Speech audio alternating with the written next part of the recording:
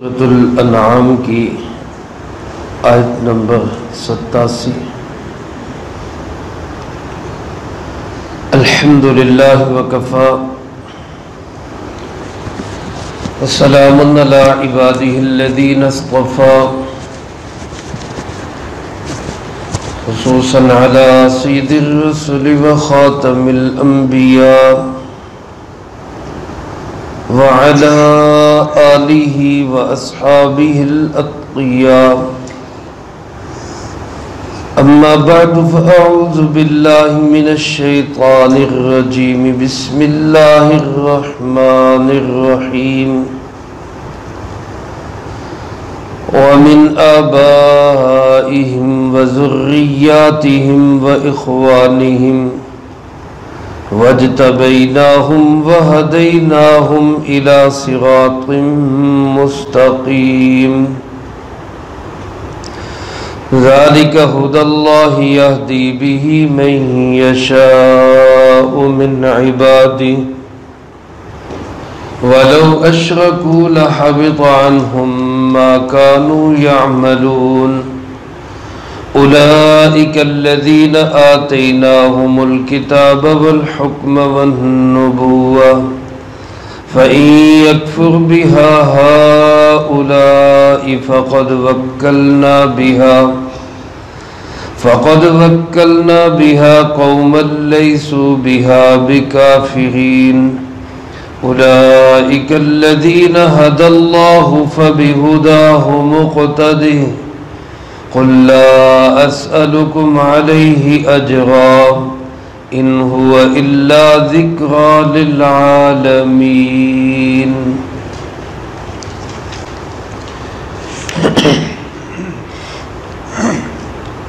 ان آیات مبارکہ کا تعلق سابقہ مضمون کے ساتھ ہے۔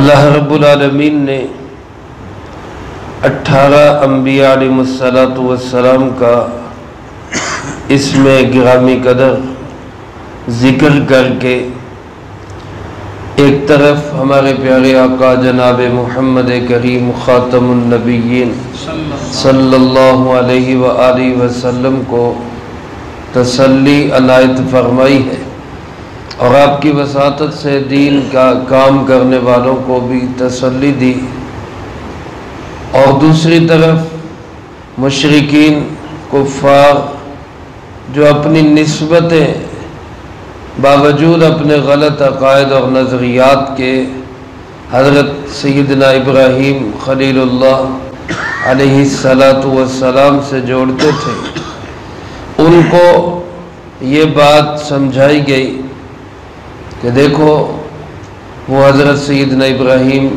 خلیل اللہ علی نبینا وعلیہ السلام، ان کا، ان کی نسل کا، ان کی اصل کا عقیدہ اور نظریہ کیا تھا۔ چنانچہ ان سے پہلے انبیاء علیہ السلام کے نام بھی ذکر کیے گئے، اور ان کی اولاد میں سے ان کے بعد آنے والے انبیاء علیہ السلام کا بھی تذکرہ ہوا، جو سب کے سب توحید کے علم بردار تھے، جن کی سب کی دعوت کا مرکزی نقطہ ایک ہی تھا کہ اللہ ایک ہے، اس کا کوئی ساجی اور شریک نہیں ہے۔ اللہ رب العالمین نے ان انبیاء علیہ السلام کے اسماء گرامی ذکر کرنے کے بعد فرمایا وَمِنْ آبَائِهِمْ وَذُرِّيَّاتِهِمْ وَإِخْوَانِهِمْ، ان کے آباء و اجداد میں، ان کی نسل میں، اور ان کے بھائیوں میں۔ کچھ انبیاء علیہ السلام حضرت ابراہیم علیہ السلام کے آباء و اجداد ہیں، کچھ ان کی نسل ہے، کچھ ان کے بھائی ہیں، یا دیگر انبیاء علیہ السلام بھی اپنی اصل نسل اور اپنے بھائیوں میں اسی عقائد کے ساتھ تھے۔ اللہ پاک فرماتے ہیں وَاجْتَبَيْنَاهُمْ، ہم نے ان کو چنا، وَهَدَيْنَاهُمْ إِلَى صِرَاطٍ مُسْتَقِيمٍ، اور ہم نے ان کو سیدھے راستے کی رہنمائی کی، یعنی ہم ہی نے ان کو سیدھے راستے پہ چلایا۔ ان انبیاء علیہ السلام کے عقائد و نظریات کا ذکر کرنے کے بعد اللہ پاک فرماتے ہیں اپنی نعمت کا اظہار کرتے ہوئے ذالک ھدی اللہ یہدی بہ من یشاء من عبادہ، یہ ہدایت کس کی طرف سے ہے؟ اللہ ہی کی طرف سے ہے۔ ذالک ھدی اللہ، اللہ ہی کی ہدایت ہے۔ اور یہدی بہ من یشاء من عبادہ، وہ اپنے بندوں میں سے جس کو چاہتا ہے ہدایت دیتا ہے۔ ہدایت آتی بھی اللہ کی طرف سے ہے اور ہدایت کا اختیار بھی کس کے پاس ہے؟ اللہ ہی کے پاس ہے۔ وہ چاہے تو بلال کو حبشے سے بلا کر ہدایت بھی دے دے اور مسجد نبوی کا مؤذن بھی بنا دے، اور نہ چاہے تو پاس رہنے والے قریش کے ہوں، بنو ہاشم کے ہوں، ان کو بھی ہدایت سے محروم کر دے۔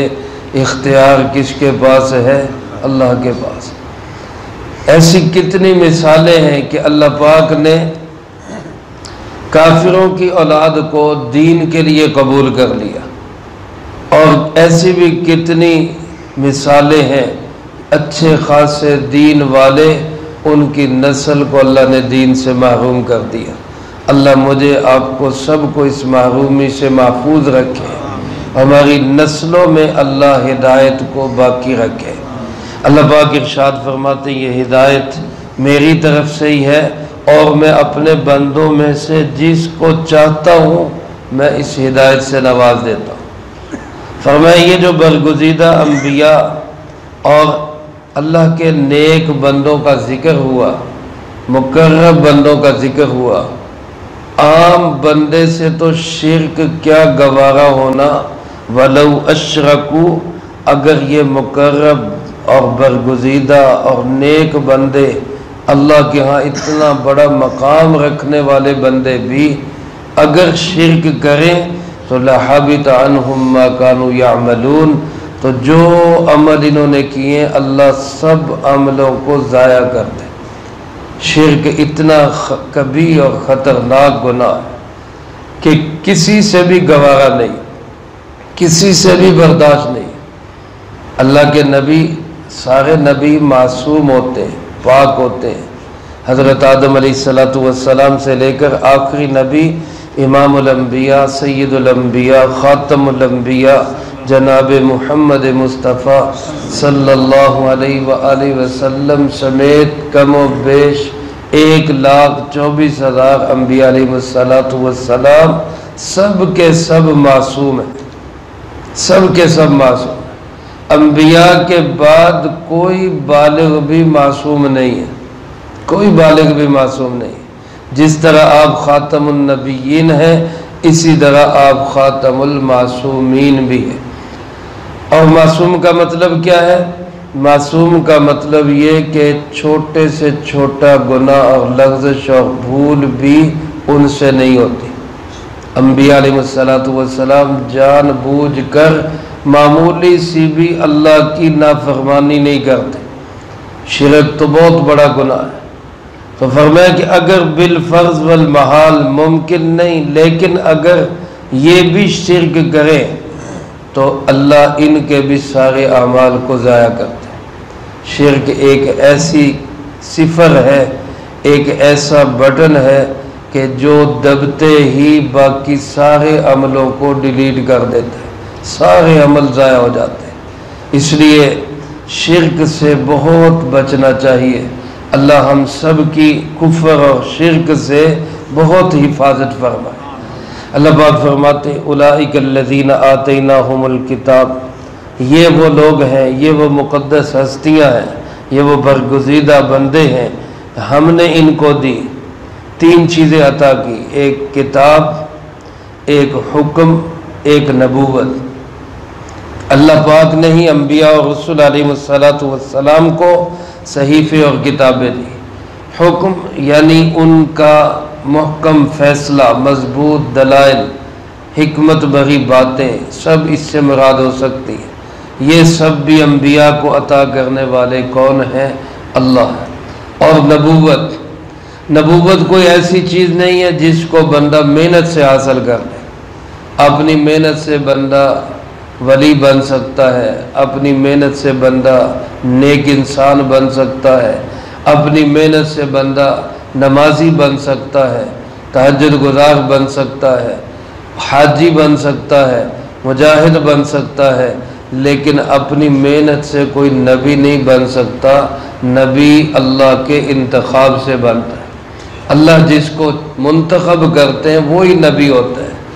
اور اللہ پاک نے کم و بیش 1.25 لاکھ انبیاء علیہ السلام کو منتخب کیا، جن کے آخری نبی امام الانبیاء جناب محمد مصطفیٰ صلی اللہ علیہ وسلم، آپ صلی اللہ علیہ وسلم کے بعد کسی طرح کا بھی کوئی نبی نہیں ہے۔ اللہ پاک فرماتے فَإِن يَكْفُرْ بِهَا هَؤُلَاءِ، اس جملے میں نبی کریم صلی اللہ علیہ وسلم کے لیے بڑی تسلی ہے، بہت بڑی تسلی ہے۔ اور یہ جملہ میرے آپ کے لیے بھی اعزاز ہے، میرے آپ کے لیے بھی بہت بڑی عزت کی بات ہے، بڑا خوبصورت جملہ ہے۔ اللہ پاک فرماتے میرے محبوب علیہ السلام، ہم نے آپ کو حکم دیا، نبوت دی، کتاب دی، دلائل دیے، یہ لوگ تسلیم نہیں کر رہے، یہ عرب کے مشرک مان نہیں رہے، کوئی مسئلہ نہیں، کہ مکے والے آپ کی نافرمانی کر رہے ہیں، انکار کر رہے ہیں، تسلیم نہیں کر رہے، کوئی ٹینشن کی بات نہیں۔ اگر یہ لوگ کفر کر رہے ہیں فَقَدْ وَكَّلْنَا بِهَا قَوْمًا، ہم اس کو ایسی قوم کے سپرد کریں گے لَيْسُوا بِهَا بِكَافِرِينَ، جو اس کا انکار نہیں کریں گے۔ یہ نہیں مان رہے، کوئی بات نہیں، بھاڑ میں جائیں، ایسے لوگ پیدا ہوں گے، ایسے لوگ آئیں گے جو آپ کی باتوں کو تسلیم کریں گے، ان کا انکار نہیں کریں گے۔ علماء نے لکھا اس سے مراد سب سے پہلے مہاجرین اور انصار ہیں، ایسے مکے والے جنہوں نے آپ کی بات کو تسلیم کیا، اور وہ مدینہ منورہ کے انصار جنہوں نے آپ صلی اللہ علیہ وسلم کی مدد و نصرت کی۔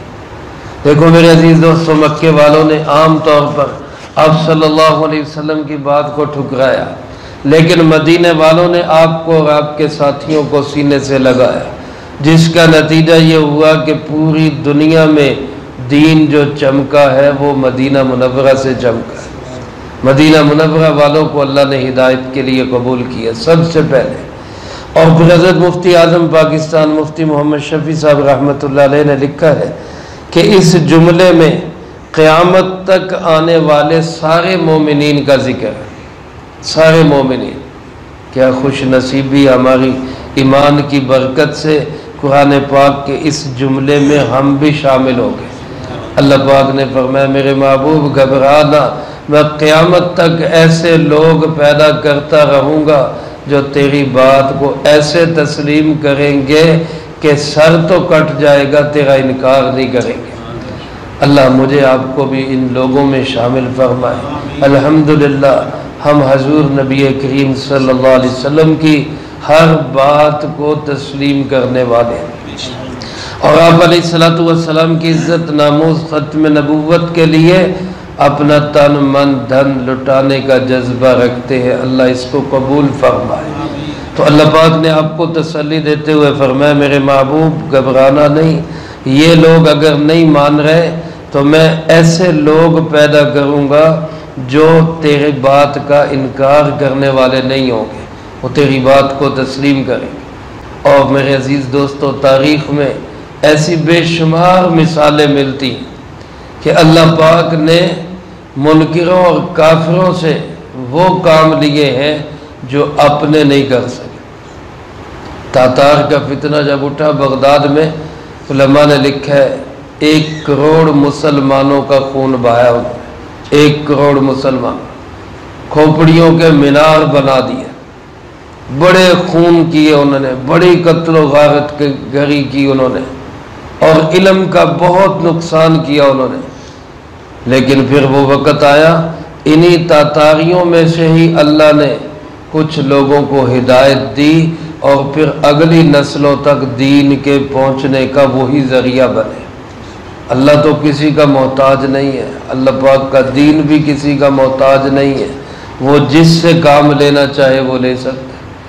ترک والے پہلے دین کے بڑے دشمن تھے، اور پھر ترک والوں سے اللہ نے وہ کام لیا کہ ایک ایک دن میں 4 لاکھ لوگ مسلمان ہوئے، اور پھر آج تک ترکی کی خدمات اسلام کے لیے وہ آج تک زندہ ہے۔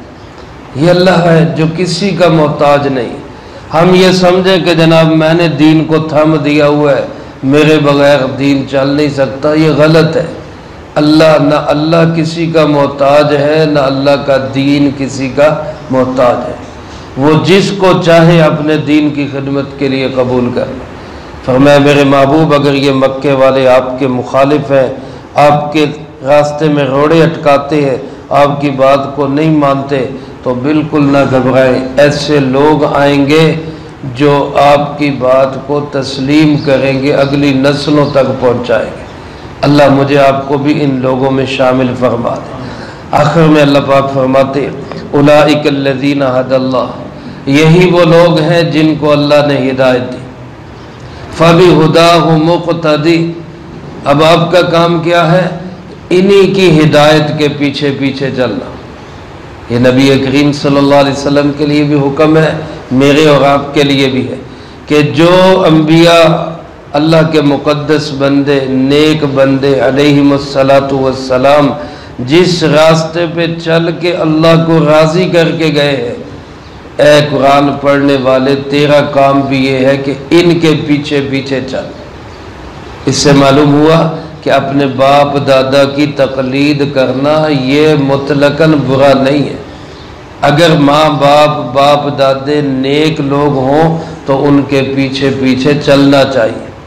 بعض لوگ ائمہ اربعہ کی تقلید پر تنقید کرتے ہیں۔ امام ابو حنیفہ رحمۃ اللہ علیہ کے ہم مقلد ہیں، وہ کہتے جی دیکھو جی تم تو اماموں کے پیچھے چلتے ہو، نبیوں کی بات نہیں مانتے۔ ایسا ہرگز نہیں، بلکہ اگر ائمہ نیک ہوں تو ان کی تشریحات پہ چلنا یہ قرآن و سنت پہ ہی چلنا ہے۔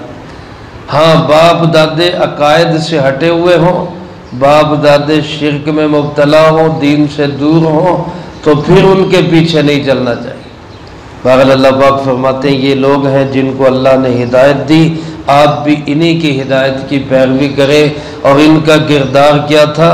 فرمایا یہ اعلان کیا کرتے تھے کہ لا اسألکم علیہ اجرا، میں تم سے اس دین کی تبلیغ پہ کوئی معاوضہ نہیں مانگتا، کوئی اجرت نہیں مانگتا، کوئی بلے بلے نہیں چاہیے، کوئی واہ واہ نہیں چاہیے، کوئی شاباش نہیں چاہیے۔ مجھے تم سے کسی بات کی بھی نہ توقع ہے نہ امید ہے، میں سب مانگتا ہوں صرف کس سے؟ اللہ رب العالمین سے۔ ان ہوا الا ذکریٰ للعالمین، کچھ نہیں یہ قرآن تو نصیحت ہے جہان بھر والوں کے لیے۔ تو قرآن کی تعلیم، قرآن کی تبلیغ، قرآن کا درس، الحمدللہ ہمارے علماء کرام اللہ کی رضا کے لیے بغیر کسی معاوضے کے، لیکن پھر بھی اگر کوئی قدر نہ کرے، پھر بھی سننے کے لیے کوئی تیار نہ ہو، تو پھر اس کی اپنی کم بختی۔ تو میرے عزیز دوستو، قرآن پاک کو محبت سے سنا کریں، قرآن پاک کو شوق سے سنا کریں۔ اللہ کا پیغام ہے، اللہ کی نصیحت ہے، اللہ ہمیں کیا پیغام دے رہے ہیں، اس کو غور سے سنا کریں۔ اللہ مجھے آپ کو سب کو اس کی توفیق نصیب فرمائے، جو کہا سنا اس کو زندگی میں لا کے دوسروں تک پہنچانے کی توفیق عطا فرمائے۔